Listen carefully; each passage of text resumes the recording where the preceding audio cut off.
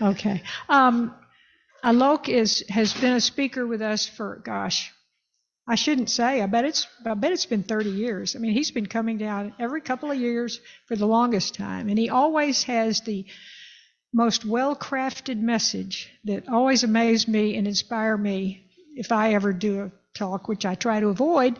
But he just does a beautiful job, and I'm sure he will today. He is a physician. He's a retired professor from UTMB Galveston and has been a member of Bay Area UU Church for many years. In the past 12 years, he's been a professional speaker for business executives on health issues. His core beliefs come from Hinduism, but he puts them into practice as a Unitarian Universalist. He spells his religion Hinduu. So now I will turn things over to Alok.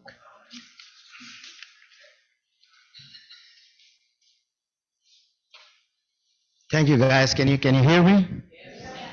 Can you hear me now? Okay. Well, I'm glad to be back. And Margaret, thank you for that introduction. You put in some stuff I didn't have in there. So what the heck? But anyway, I'm glad to be back, and we are going to go into meditation now. Is that right, Margaret? Yes. Yeah, I think that's what we'll do. So I thought we would use John Lennon's song "Imagine" for the meditation. The words are in your insert in your order of service, but what I would prefer you do, if you want to, is to let James play and sing, and just sit and internalize the words of that song. I think they are very nice words. So whatever is, if you want to sing along, that's fine. If you want to just chill and be, that's fine too. So James, take it away.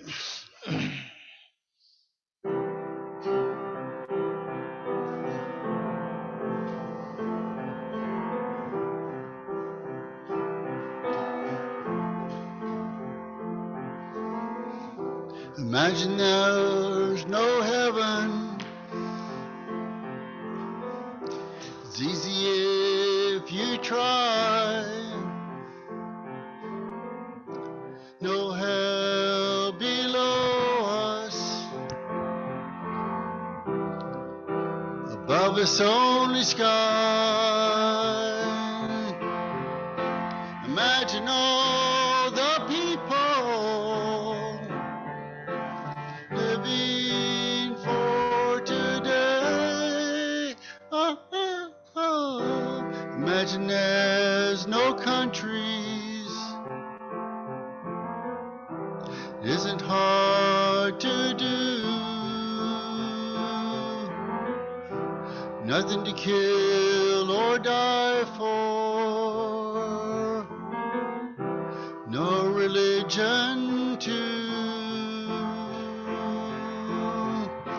Imagine all the people living for in peace.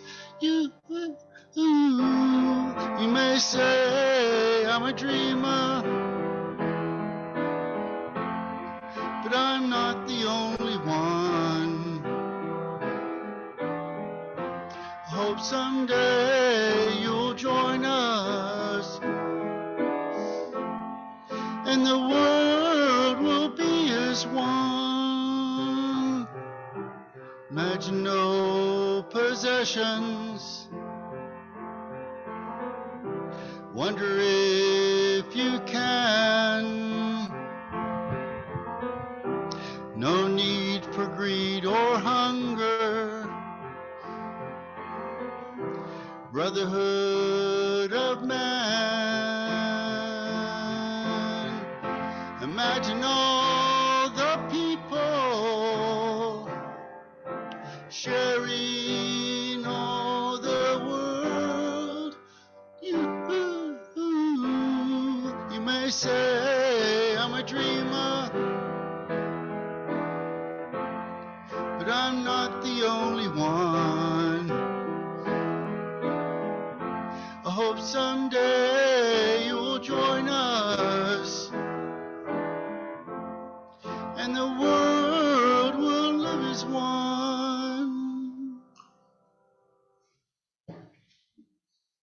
Thank you, James. Yeah, I'm going to just hold this thing. You all can hear me? Yeah. So what I thought we would do is I'll do the reading, then we'll take up the collection, the offering, and then we'll go on to the talk. Is that okay, Margaret? So the reading is called Emerson, Thoreau, Gandhi, and MLK, and it's a story I'm going to tell you. So it is September of 1832. A young Unitarian minister named Ralph Waldo Emerson is composing a letter of resignation from the ministry, from his ministry, the Unitarian ministry. He has lost faith in the doctrines of his religion, Unitarianism. In those days, it was called Unitarian Christianity. For example, he says, we consider Jesus a great teacher, but not Son of God. That's what being Unitarian means, right? But they were still offering Holy Communion, which is becoming one with the body and blood of Jesus. And he says, this makes no sense to me. And he had other reasons too, but he felt conscience bound to resign from the ministry, and he did. So here is Emerson, out of the church, no longer convinced that the Bible should be the only guiding light in his life. He looked at other philosophies and other religions.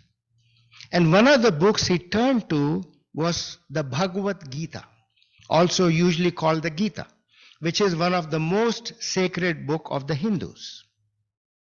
From Emerson's own writings, it is clear that he used the Gita over and over again as a source of wisdom for the rest of his life. So the streams of Hinduism and Unitarianism first came together through Emerson. But the story doesn't end there. Emerson had a young protege called Henry David Thoreau. And Emerson introduced Thoreau to the Gita. And if you read Thoreau's Walden, the book when he lived by Walden Pond, the first thing every morning that he did was read from the Gita. Okay? One of the lessons that Thoreau imbibed from the Gita is the importance of doing one's duty, of doing the right thing, following your conscience, doing the right thing. And Thoreau's sense of duty was soon tested. In 1846, he was put in jail for not paying a tax. It was called the poll tax, and the US was using that tax to wage war on Mexico. And Thoreau felt that that was an unjust war. So he refused to pay the tax. They put him in jail. He spent only one night in jail before he was bailed out. People say by his aunt, we don't really know. But that one night in jail had profound consequences. So Thoreau got out and he thought about stuff, and he came to the belief that it is the duty, the obligation of every citizen to peacefully disobey wrongful laws.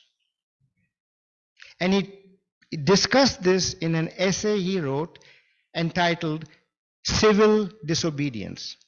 People now call it the duty of civil disobedience. But the story doesn't end there. We now go from 1846 to 1908 to South Africa to another jail. And a young lawyer from India named Mohandas Karamchand Gandhi was in jail, and he had been imprisoned for speaking up against the apartheid laws of South Africa. The Gandhi is not a violent man, and he has no desire to take up arms against the authorities. Instead, he is experimenting with a new method of confrontation, to peacefully disobey the law and accept the consequences. In the prison library, he comes across an essay called Civil Disobedience by one Henry David Thoreau. Thoreau's essay served as confirmation for what Gandhi was already thinking. He said, man, I'm not the only one. An American reporter who actually followed Gandhi's career wrote a few years later, he says, it would seem that Gandhi received back from America what was fundamentally the philosophy of India after it had been distilled and crystallized in the mind of Thoreau. Gandhi, of course, then returned to India and, armed only with his walking stick and the force of his conviction of doing the right thing, led the peaceful campaign of civil disobedience that in 1947 gave India its freedom from the British. So Emerson's legacy through Thoreau had gone back across the waters to give me and hundreds of millions of other Indians the privilege to be born in an independent India. Now that would be a great ending for the story, but that ain't the end. The year is now 1950. A young black seminary student named Martin Luther King has just heard a lecture on Gandhi. In Dr. King's own words, the message was so profound and so electrifying that I left the meeting and bought a half dozen books on Gandhi's life and works. In 1959, Dr. King and his wife Coretta went to India. How many of you knew that? He went to India to learn Gandhi's principles and how to put them into practice. King goes on to say, it was from Gandhi that I discovered the method of social reform that I had been seeking. And the rest, as they say, is history. Emerson's legacy had returned to the land of his birth. So who are the inheritors of Emerson's legacy? At least in part, you are. We are. Because Emerson's thoughts and ideas are forever blended into Unitarianism. Okay? So the story I've told you is not just a story. It is part of our heritage as Unitarian Universalists.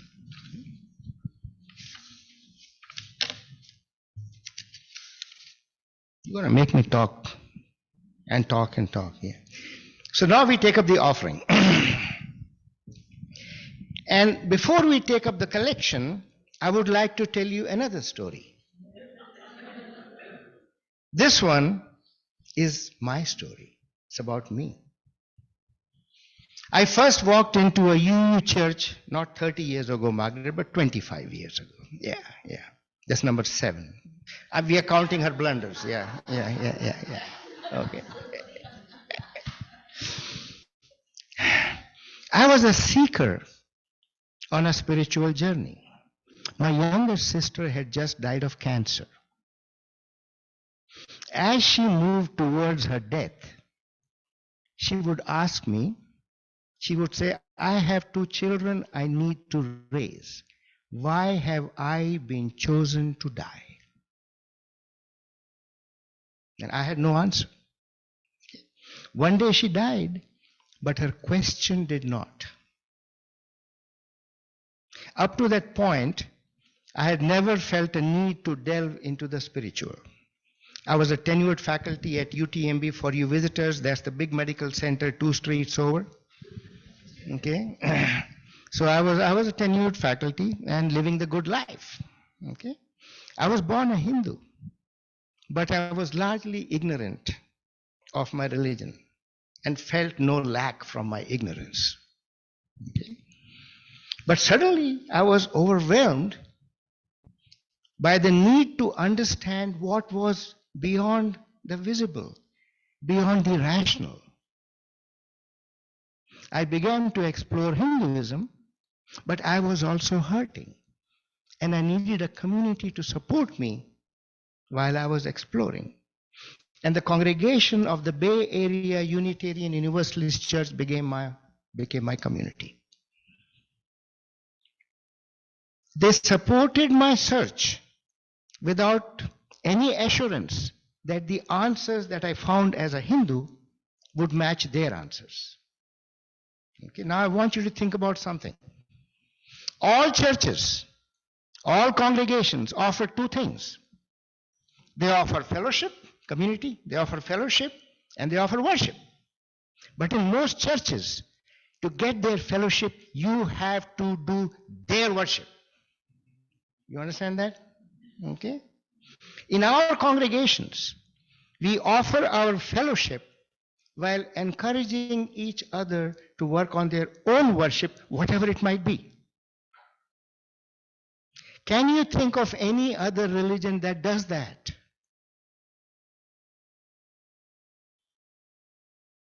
We Unitarian Universalists provide a home for seekers, hurting or not. But people who want to do their own thinking, their own exploring. In that, we are unique. Right? So the plate will now pass and give generously. All right? That's number 8. She thought I would forget the Zoom people. I have it written down here, Margaret. Okay? And people who are on Zoom are encouraged to go to the website for the church, UU of Galveston County, right? And go to the button that says donate and hit that button. You happy, Margaret? Okay.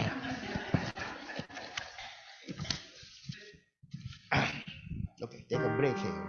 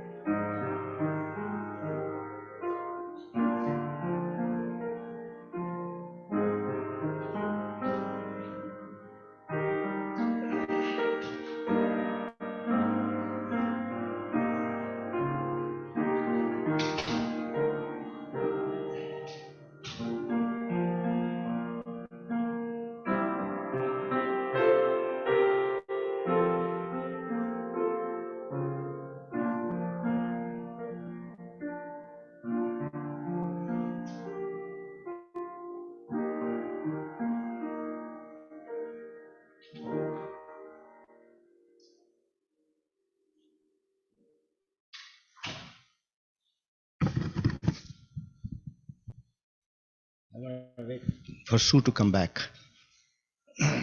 She out there counting the. She may be a while, okay.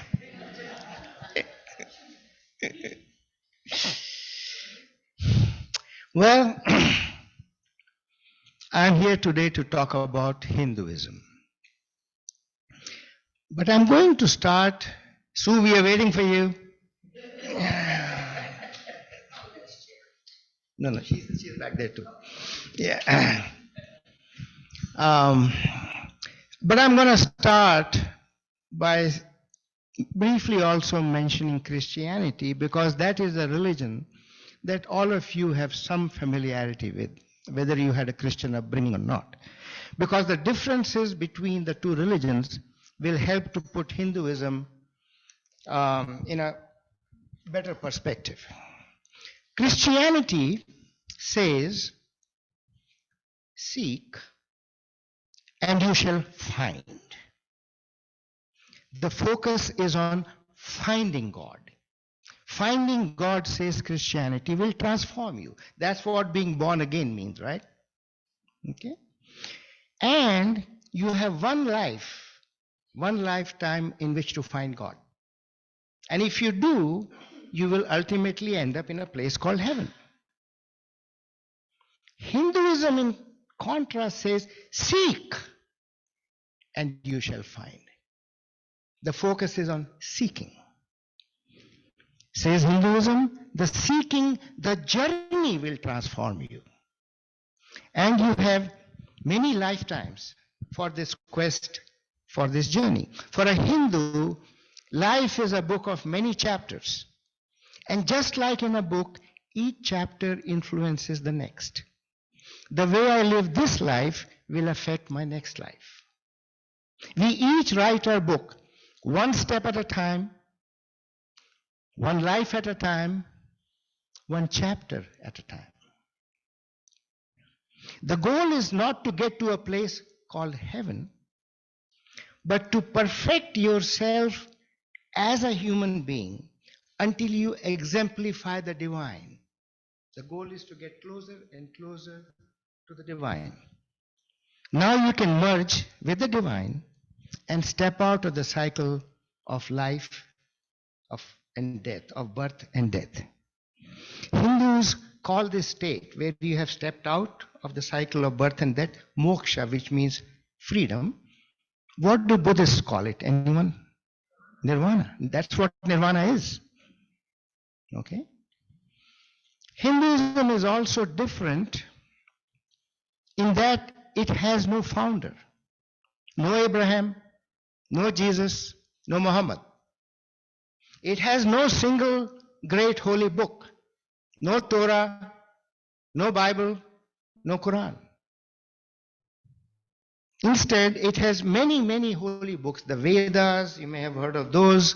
The Upanishads, I'll talk about those today. And the Bhagavad Gita, we just talked about that.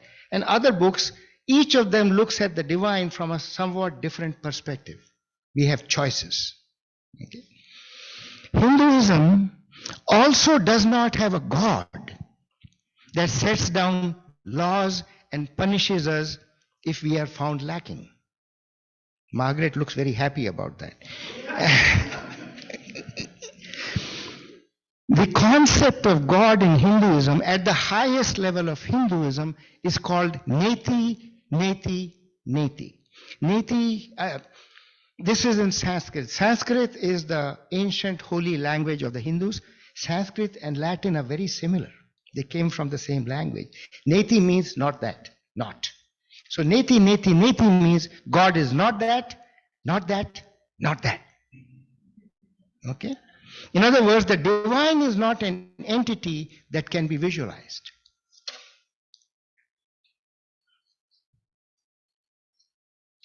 Instead, Hinduism says, Tat Tvam Asi. Tat is that. Tvam is thou. Asi is art. That thou art. Talking of divinity. That hidden in each of us is a spark of divinity, though it is not easily perceived. Houston Smith, who is a well-known author on religious ideas, put it this way. Think of that spark of divinity as a light bulb surrounded by a dusty lampshade. Our job is to clean that shade until the light shines through. Okay? Now let's step back a little bit into the history of Hinduism. It's an old religion. And it has gone through three distinct phases. In the earliest form, perhaps 5,000 years ago, it was a nature-based religion like many old religions. You know, they personified the forces of nature. Surya was the sun god, and Agni, Ignis, same thing, Agni, was the god of fire. Okay, Indra was the god of thunder and lightning. And we humans made sacrifices to the gods. And if the sacrifice was performed correctly, the gods had no choice but to give us the favor we were asking for. And these sacrificial rites were accompanied by hymns sung in Sanskrit. These nature gods no longer play much of a role in the everyday life of the modern Hindu, but the hymns still exist as they were written, and they are used at important events during life and at death. They are still recited in Sanskrit as they were recited 1,000 and thousands of years ago. When my sons got married during the Hindu ceremonies, the words that the priest spoke were the same as the words spoken at a wedding in the distant past. These hymns and rituals are the contribution of the first phase of Hinduism. They're still there. The second phase started about 3,000 years ago, about 1000 BC. Instead of looking outwards towards the forces of nature, Hindu scholars and sages began to look inwards. The religion became more mystical, more spiritual. This mystical meditative phase is when the concept of karma, you've all heard of good karma, bad karma, well, it comes from there. The concept of karma was established, as was the concept of reincarnation, birth and death and birth and death. The third and the newest phase of Hinduism started around 2000 years ago, around the time of Jesus. This is when we Hindus started building temples. See, what happened was, you remember Neti, God is not this, God is not this, you can't visualize God. Well, that's okay. But most people need a God they can visualize and pray to. And so people said, well, if you're not allowed to look at the face of God, maybe we can at least look at the functions of God. What does God do for us? Well, God creates, God sustains, and God destroys. So these functions were personified. Brahma became the creator God. And by the way, little factoid, Emerson wrote an ode, a poem to Brahma. You can Google it.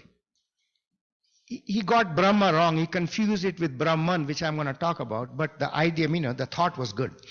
Okay? Just go Emerson, Brahma, and it's there. Okay? So what people now, Brahma became the creator God, Vishnu became the sustainer God, and Shiva became the destroyer God. Okay? So people now build temples to these gods, to these deities, and they worship them. And Vishnu came down to earth many, many times as incarnations, the most famous of which are Krishna, you've heard of the Hare Krishnas, and Rama. People who associated with these divine incarnations became holy by association, and so down the line, which is why we have a plethora of gods in Hinduism. Okay. But if one follows the god tree all the way to the top, the sub-gods, the Vishnu and Shiva and all the way up, goes back to Neti. God is not this, God is not that, God is not that. Okay?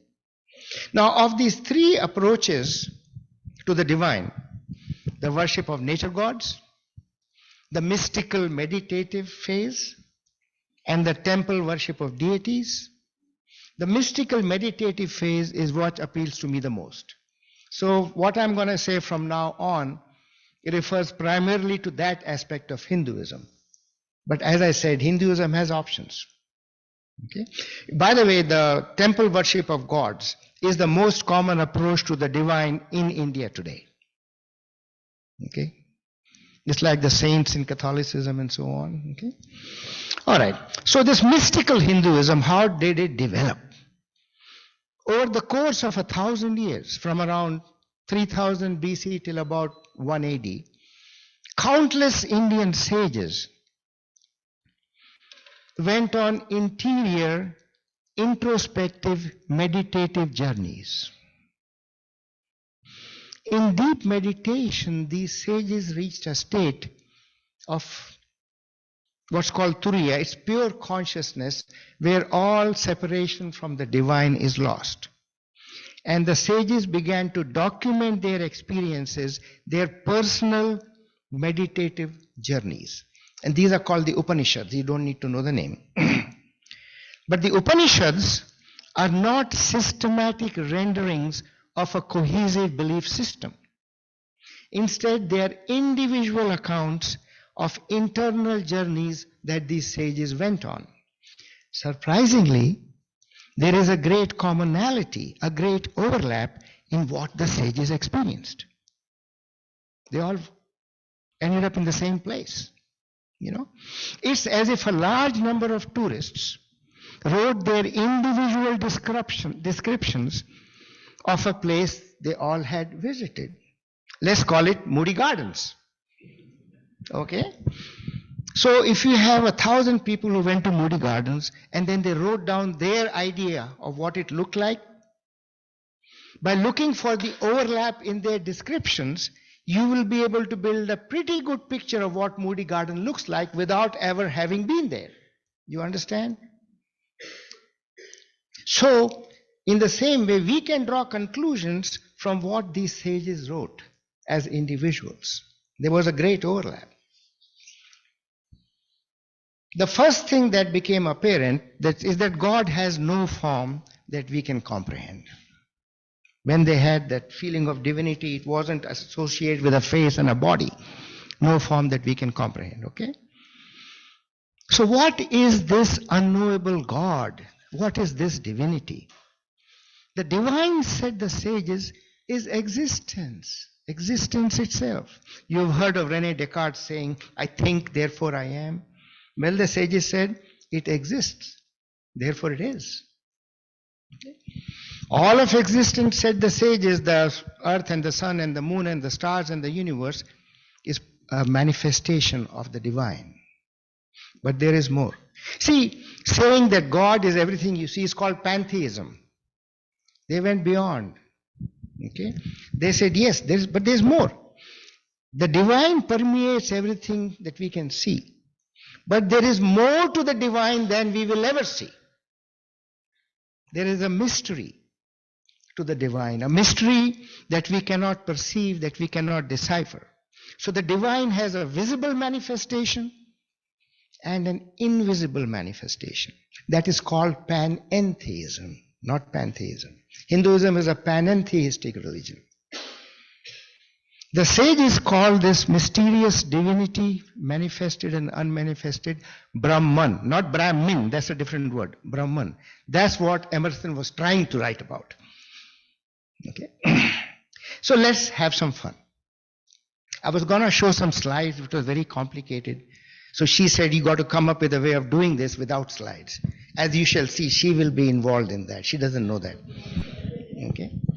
So let's have some fun. Let's imagine that this room, this sanctuary, represents all of Brahman, all of the divine, manifest and unmanifest.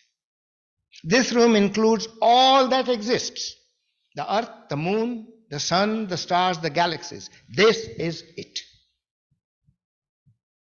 Scary, ain't it? But wait a minute. This is all of the divine, this room. But you and I are part of this room. We are part of this existence. I mean, that's obvious, right?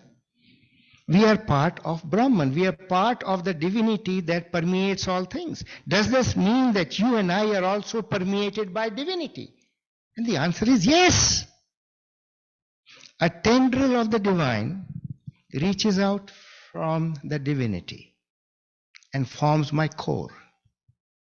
I am part of the divine, and the divine is part of me, and so are you. So in the Hindu worldview, my Hindu worldview, humans have two components. Deep inside of us is a core of the divine, the light bulb I talked about earlier. Around this core is my earthly body, with its earthly senses and its earthly desires. And that's the dusty lampshade. In my day-to-day life, says Hinduism, I am not aware of my connection to the divine. I live by my ego. What's my ego? My ego is the shell we build around ourselves that defines our individual identity, our separateness from each other. I am I, and you are you. It seems reasonable because that's what we see. Margaret, would you step up here for a minute? Yeah, that's fine. So, not this close. Right there. You know, as you can see, Margaret and I are separate, thankfully. Our only connection, well, what is our connection? Our only connection is through our senses. I can see Margaret, right? I can hear Margaret. I can reach out and even touch Margaret. But what we do not realize, that Margaret is connected to the divine by a tendril coming out of existence, out of that wall. And so am I. So in addition to being connected through our senses, we are connected through the divine. If I hurt Margaret in any way, that hurt will travel through her into existence and come around to affect me and all of you. If I do something good for Margaret, her happiness will go around through that tendril and affect all of us. Right? You can sit down. Wow. Let me show this another way. Suppose I was to crouch down behind this lectern with only my hand shown. I can't do that because I got to have the microphone. But anyway, so you can only see my hands. In my left hand, I'm holding a sharp pencil. And suppose my left hand sticks the pencil into my right hand. At that precise moment, an alien who only has a partial knowledge of human anatomy walks in through that door. And the alien would say, oh, the left hand stabbed the right hand. But you would say, Alok stabbed himself. Because you know that my left hand and my right hand are connected through my body. Make sense? Okay? You know, we are like that alien in our everyday life. We don't see the bigger connection through this divinity. The highest goal of Hindu life is to dissolve the ego, the false sense of separateness, and gradually move towards this unity that we Hindus call Brahman. This process of perfection, of elimination of the ego, may take many lifetimes. Until I can live a life with the complete understanding of the fact that we are all connected through the divine, I will continue to be born again and again and again. I will keep going through the cycle of birth and death.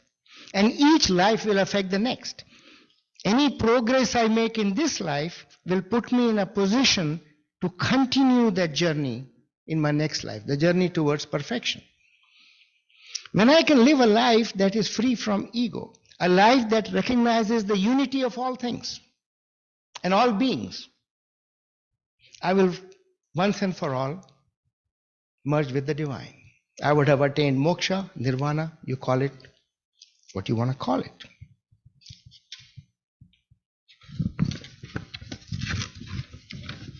Now, if you ask me whether I believe in reincarnation, I'm an agnostic. I don't know. I have no way of knowing personally. But I find it useful. And some people would say that if I say I don't completely believe in reincarnation, I can't call myself a Hindu. I think that's nonsense. I can call myself anything I want. Yeah. But I don't have. But the important thing is, I find it useful to live my life as if reincarnation is a fact. You see, if I live a life that is altruistic and compassionate, a life that is less selfish and more selfless, less of the ego, it will make me a better human in this life. And that is a goal that's worthy in itself. Right? As a bonus, if there's a next life, hey, I'll be born in a situation where I can continue to become better. Does it make sense to you? It doesn't matter to me if there's a next life or not, but I like to live as if there is. You know? So how does one travel from selfishness, the ego, to selflessness? From here to there. Well, Hinduism says people are different. So it offers many options. And they're not exclusive. Most of us do more than one. The first is the path of observation, reflection, and meditation. For example, what we did just now was a itty bitty bit of observation that we are all together and some reflection as to what does that mean. If we are all part of the same existence, which we are, what does that mean? See, that's observation and reflection. And a couple of words on meditation. When I bring up meditation, people, I can't do that. No, but this is not a talk on meditation. But let me tell you something. I meditate intermittently, but lately I've been doing it very regularly. And the biggest proof that it can change a person, ask my wife. She can tell when I'm meditating regularly and when I'm not. Okay? So, the ego is most active when we are stressed out. When I'm angry or upset, I'm more likely to snap at other people. I'm more likely to be inconsiderate, right? I don't have time for that. Right? Meditation calms the mind.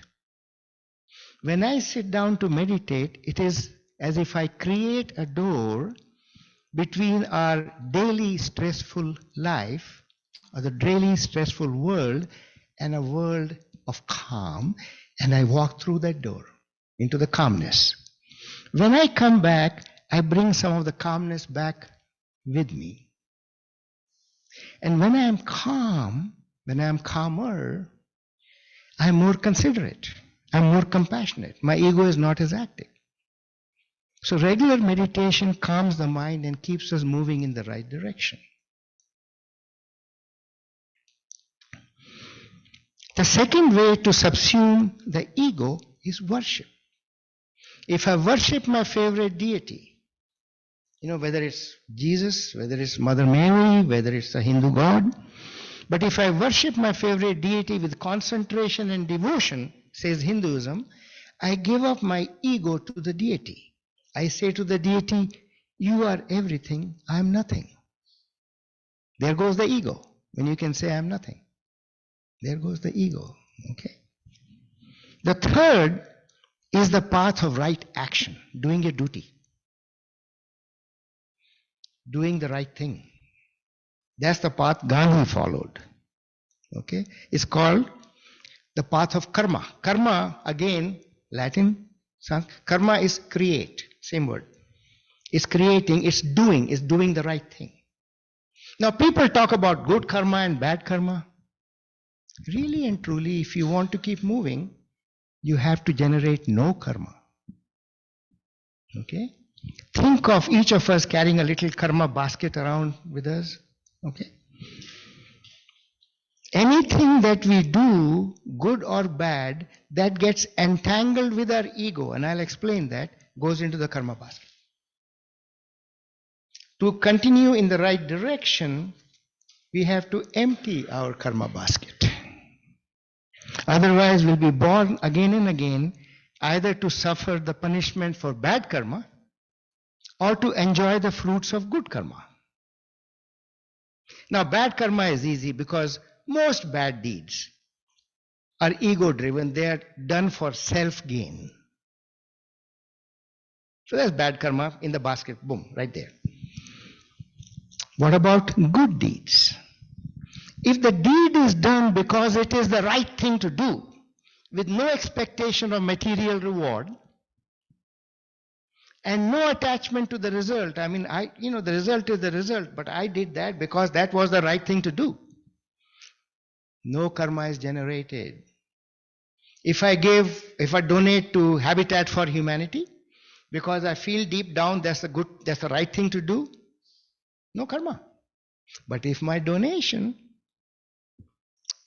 gives me a sense of pride, inflates my ego, look how good I am, boom, there's good karma right there. See the difference? Yeah. So the deed is still good, but now I've generated karma, good karma. I will be reborn to enjoy the fruit of that karma. But that additional rebirth, will delay my onward progress. So generating good karma is okay. Nothing wrong with that. But in the big scheme of things, generating no karma, doing the right thing for the right reasons, may be better.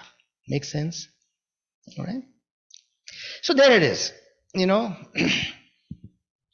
Maybe past time, but that's okay. You guys are not looking bored. Yeah.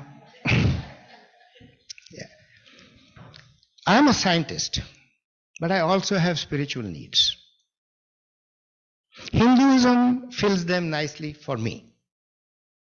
It encourages me to seek the divine by being a good human. In this life, whether or not there is a next life. It inspires me with the thought that there is divinity in me and you. And that I need to live up to that standard, but offers me another chance when I stumble. I got more lives coming. I got chances, right? It comforts me to feel that I am not alone, connected not only to you, but to everything. And perhaps even more important to me, and I'm being serious here, when I look at the principles of my other religion, Unitarian Universalism, what are the principles? The inherent worth and dignity of every human. May I say the inherent worth and divinity of every human? The right of conscience, doing the right thing. And above all, appreciation for the interdependent web of existence. I hear the Hindu in me saying, way to go, man. Thank you.